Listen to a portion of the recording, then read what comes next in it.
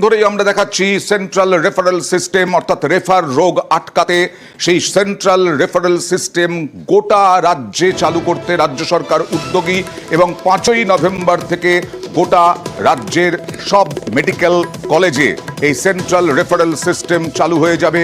তাতে বোঝা যাবে রোগীর আত্মীয় রোগীরা তারা বুঝতে পারবেন কোন হাসপাতালে কোন ওয়ার্ডে কটা বেড খালি আছে, অন্য কোন হাসপাতালে খালি আছে। ধরুন এনআরএস হাসপাতালে রোগী বা রোগীর আত্মীয়রা গেলেন, সেখান থেকে তারা দেখতে পাবেন এনআরএসে খালি আছে না আরজি করে খালি আছে না এসএসকেএমে খালি আছে। এইভাবে রেফার রোগ আটকানো সম্ভব বলে দাবি রাজ্য সরকারের। জুনিয়র ডাক্তারদেরও দাবি ছিল সেন্ট্রাল রেফারেল সিস্টেম চালু।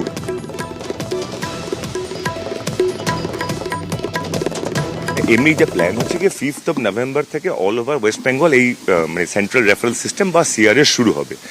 দুটো জায়গাতে যেমন সাউথ 24 পরগনাস এবং ডায়মন্ড হারবারে পাইলট প্রজেক্ট চলছে এবং 5th November থেকে যে আমরা রেফার করব ইনসাইড চেন হসপিটাল নাকি আউটসাইড চেন হসপিটাল, যে এন্টায়ার প্রোটোকল যে সিস্টেমে বসে কি করে রেফার করব, কি করে অ্যালার্ট কলস আসবে আমাদের কাছে, এইটারই আজকে পুরো ট্রেনিং প্রোগ্রাম কমপ্লিট হলো আজকে। এরপর 5th November থেকে অফিসিয়ালি এই প্রোগ্রাম লঞ্চ হচ্ছে all through West Bengal. Electronic display board এমন জায়গাতে আমরা ডিসপ্লে বা রিফ্লেক্ট করে রাখবো এমার্জেন্সি অবভিয়াসলি আশেপাশে, সেখানে ওরা পরিষ্কার বুঝতে পারবেন কোন ওয়ার্ডে কতগুলো বেড খালি আছে। বিভিন্ন হসপিটালে ঘুরতে ঘুরতে যে অমূল্য সময় নষ্ট হচ্ছে, it will be save very good system indeed for all the patient care service.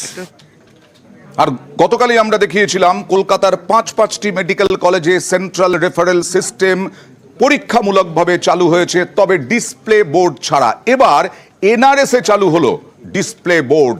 সেই ডিসপ্লে বোর্ডে পরিষ্কার দেখা যাচ্ছে কোথায় কোন হাসপাতালে কটা ওয়ার্ড, কোন ওয়ার্ডে কটা বেড খালি আছে না আছে, রোগীরা কি বলছেন দেখুন। এটা অনেকটা আমাদের হেল্প হবে, স্বচ্ছভাবে যেন আমরা পেয়ে যাই। কেন আমার দূর দূরান্তে আসি, আমার এসে 5,000 6,000 টাকা গাড়ি ভাড়া দিয়ে আসছি, যে আশায় যে আজকে গেলে যেন ডাক্তারবাবু অ্যাডমিট, ওখানে ডাক্তারবাবু অ্যাডমিট ট্রান্সফার করে দিচ্ছে, ওখানে নিয়ে চলে যাও যে আপনাদের হয়ে যাবে। কিন্তু এখানে দেখছি বলছে বেড নাই, আজ আপনি চলে যান, আজকে ফিরে 1 সপ্তাহ পর আসুন। 3 মাস আগে আমরা ভুগেছি একটা বাচ্চাকে নিয়ে, বেড পাই না, ঘুরেছি, তার 2 দিন পর বেড পেয়েছি। তো এটা হলে খুব আমাদের সুবিধা হবে, সাধারণ মানুষের খুব ভালো হবে।